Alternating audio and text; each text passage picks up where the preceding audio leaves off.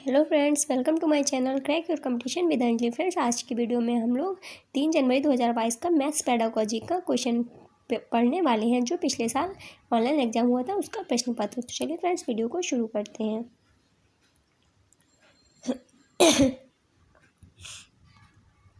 एक गणित के अध्यापिका ने अपनी कक्षा के समक्ष निम्न प्रश्न रखा। 4 अंकों 7, 8, 4, 6 को लीजिए। इस तरह से 4 अंकों वाली सबसे छोटी और सबसे बड़ी संख्या बनाएं कि कोई भी अंक उनमें दोबारा ना आए, अर्थात किसी भी अंक की पुनरावृत्ति न हो। छात्रों के विविध जवाबों के बाद भी छात्रों से पूछती हैं, आपने जो 2 संख्याएं बनाई उनमें अंकों के क्रम में के बारे में सोचिए। क्या आप बता सकते हैं कि सबसे बड़ी और सबसे छोटी संख्या कैसे बनी? अपनी क्रियाविधि को लिखिए।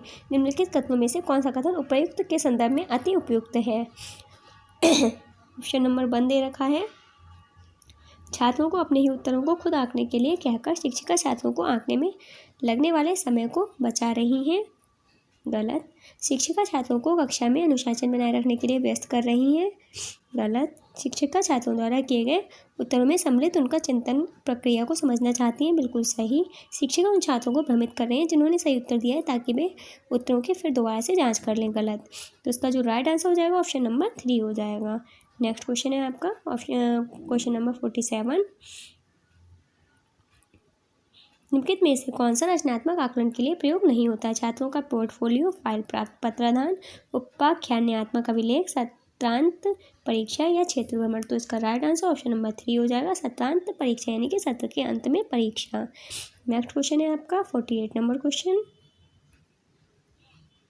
एक गणित के अध्यापक अपने छात्रों के समक्ष निम्नलिखित इबारती सवाल शब्द समस्या रखते हैं। समाचार पत्र की एक प्रति में 12 पन्ने हैं। हर रोज 10,500 प्रतियां छपती हैं। कुल कितने पन्ने हर रोज छपते हैं? एक छात्र जवाब देता है कि उत्तर 1,25,000 से 1,30,000 के बीच होगा। निम्नलिखित में से कौन सा कथन उपयुक्त के संदर्भ में सही है? छात्र को गलत उत्तर देने से हतोत्साहित करना चाहिए। गलत। अनुमान रोजमर्रा के गणित में इस्तेमाल होता है, अतः शिक्षक को छात्र के अनुमानित उत्तर के लगभग सटीक होने की प्रशंसा करनी चाहिए। तो ये आपका सही हो जाएगा। सेकंड ऑप्शन आपका बिल्कुल सही है। नेक्स्ट क्वेश्चन है आपका 49 नंबर।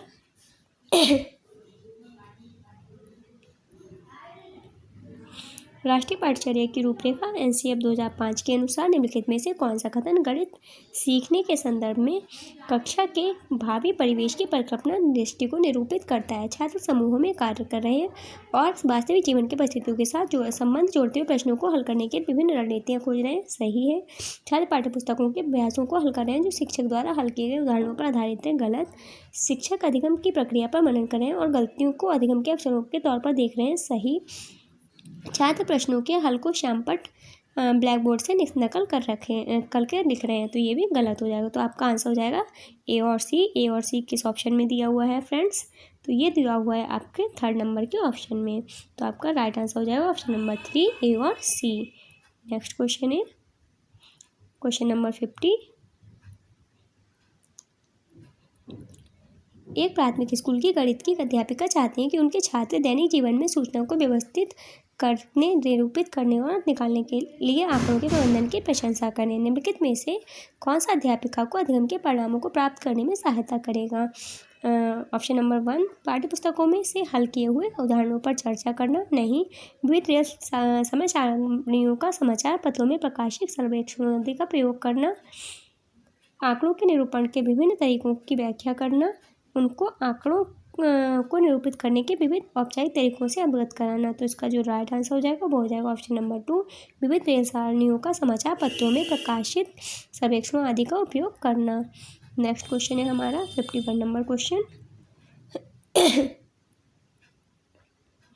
निम्नलिखित में से कौन सी रणनीति प्राथमिक कक्षा में भिन्न की संकल्पना को प्रस्तुत करने के लिए अति उपयुक्त है? श्यामपट्ट ब्लैक बोर्ड पर भिन्न को PYQ की तरह लिखकर जहां Q बराबर 0 ना हो और चिन्हों को समझना, भिन्न का उदाहरण लिखना और फिर तब भिन्न को निरूपित करने के लिए संख्या रेखा पर बिंदु चिन्हित करना, वृत्तों और आयताकार पहियों के सममित कट आउट्स के साथ भिन्नों को निरूपित करने के लिए कागज मोड़ने की गतिविधियों का प्रयोग करना, भिन्नों के 2 उदाहरण देना और छात्रों को उनकी कॉपियों में भिन्नों के 10 समान उदाहरण लिखने के लिए कहना। तो इसका जो राइट आंसर है वो हो जाएगा ऑप्शन नंबर 3, वृत्तों और आयताकार पहियों के समेत कट आउट्स के साथ भिन्नों को निरूपित करने के लिए कागज मोड़ने की गतिविधियों का प्रयोग करना।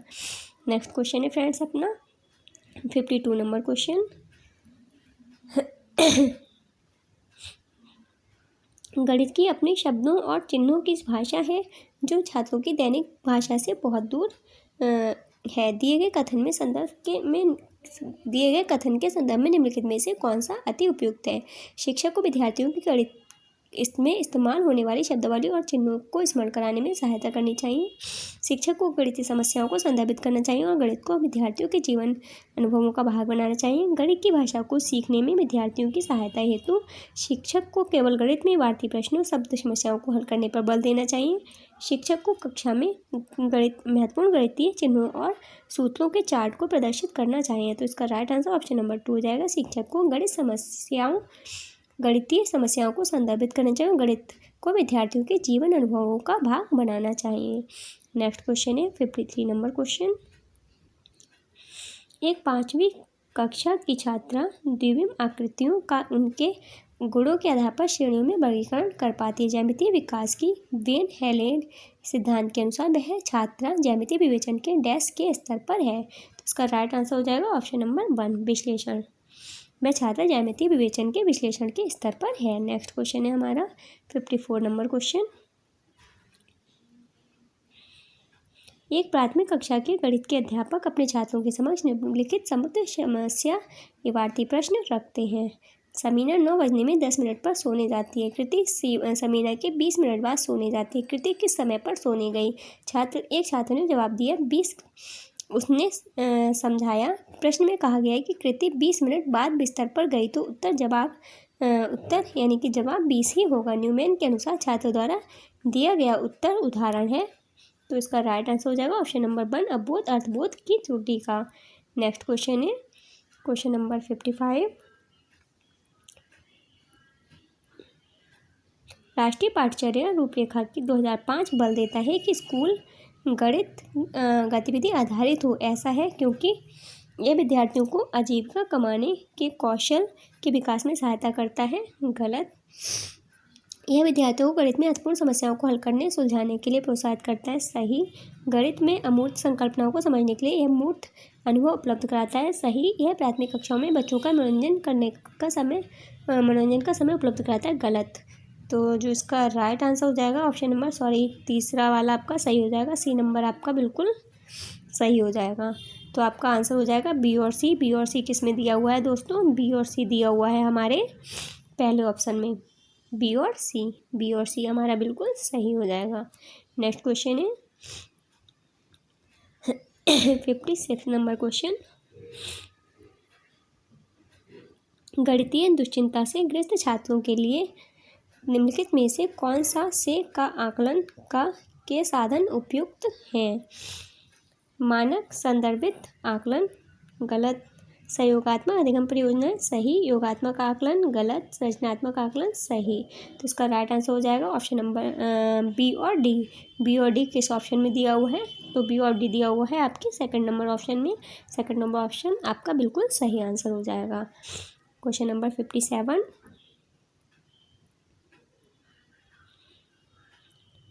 गणित की कक्षा में एक छात्र योग पर समस्याओं को हल करने के लिए निम्नलिखित तरीकों से उंगलियों पर गिनता है। 3 + 9 = 4 5 6 7 8 9 10 11 12। 9 + 3 = 10 11 12। विद्यार्थी द्वारा उपयोग की गई उपयुक्त प्रक्रिया के लिए निम्नलिखित कथनों में से कौन सा कथन अति उपयुक्त है। इस प्रक्रिया की उपेक्षा की जानी चाहिए क्योंकि यह कलन विधि आधारित नहीं है। एक छात्र योग पर आधारित समस्या समाधान में योग के क्रम विनिमय नियम का इस्तेमाल नहीं कर पा रहा है। छात्रों को उंगलियों पर गिनने के लिए हतोत्साहित किया जाना चाहिए क्योंकि यह समस्या को हल करने की औपचारिक प्रणाली नहीं है। चौथा नंबर है आपका, यह योग पर आधारित प्रश्नों को हल करने की उपयुक्त कलन विधि है। तो जो इसका राइट आंसर हो जाएगा फ्रेंड्स वो हो जाएगा ऑप्शन नंबर 2। छात्र पर आधारित समस्या समाधान में योग के क्रम विनिमय नियम का इस्तेमाल नहीं कर पा रहा है। नेक्स्ट क्वेश्चन है आपका 58 नंबर क्वेश्चन, निम्नलिखित में से कौन सी गणित में समस्या समाधान की रणनीति नहीं है? पश्चामी रूप से हल करना, चित्रात्मक निरूपण, रट कर याद करना, स्मरण करना, प्रयास व त्रुटि। तो इसका राइट आंसर ऑप्शन नंबर 3 हो जाएगा, रट कर याद करना या स्मरण करना। नेक्स्ट क्वेश्चन है 59 नंबर क्वेश्चन, एक गणित के अध्यापक को अपने छात्रों के समक्ष एक प्रश्न रखते प्रस्तुत करते हैं। एक गणित के अध्यापक अपने छात्रों के समक्ष एक प्रश्न रखते प्रस्तुत करते हैं। पूर्णांकों का एक जोड़ा लिखिए जिसका जोड़ योगफल ऋणात्मक पूर्णांक है। उपयुक्त प्रश्न डैश का उदाहरण है। खुले सिरे वाले प्रश्न, परिमितोत्तर प्रश्न, बंद सिरे वाले प्रश्न, स्मरण आधारित प्रश्न या फिर बहुविकल्पीय प्रश्न। तो इसका राइट आंसर हो जाएगा ऑप्शन नंबर 1, खुले सिरे वाले प्रश्न। खुले सिरे वाले प्रश्न का उदाहरण है ये। Next question and last question है 60 नंबर क्वेश्चन आपका। निम्नलिखित कथनों को पढ़िए। गणित में हम प्रत्यक्ष वस्तुओं से धन पूर्णांकों के समुच्चय के अमूर्त रूप को समझते हैं। इस समुच्चय में हम शून्य सम्मिलित करते हैं और पूर्णांकों का समुच्चय प्राप्त होता है। इस समुच्चय में हमने ऋणात्मक संख्याओं को सम्मिलित किया। पूर्णांक समुच्चय को पाने के लिए पूर्णांकों में हमने धनात्मक और ऋणात्मक भिन्नों को जोड़ा। परिमेय संख्या का समुच्चय पाने के लिए उपयुक्त कथन इसे प्रतिबिंबित करता है। गणित में संकल्पनाओं के रैखिक प्रबंध को, गणित के पदानुक्रमिक स्वभाव को, गणित में संकल्पनाओं के मूर्त स्वभाव को, या गणित में संकल्पनाएं अमूर्त से मूर्त की तरफ चलती हैं। तो इसका राइट आंसर हो जाएगा फ्रेंड्स ऑप्शन नंबर 2, गणित के पदानुक्रमिक स्वभाव को। फ्रेंड्स ये आपके 46 से 60 नंबर तक के मैथ्स पेडागोजी के क्वेश्चन थे जो इस वीडियो में कंप्लीट हो चुके हैं। फ्रेंड्स आपको वीडियो कैसी लगी प्लीज़ कमेंट बॉक्स में ज़रूर बताइएगा। यदि आपको वीडियो पसंद आई हो तो वीडियो को लाइक एंड शेयर कीजिए, और यदि आप चैनल पर नए हैं तो चैनल को सब्सक्राइब करके बेल आइकन को प्रेस कर लीजिए ताकि मैं जब भी कोई भी वीडियो अपलोड करूं तो उसका नोटिफिकेशन आपको सबसे पहले मिल सके। फ्रेंड्स मिलते हैं नेक्स्ट वीडियो में, तब तक के लिए बाय बाय, टेक केयर।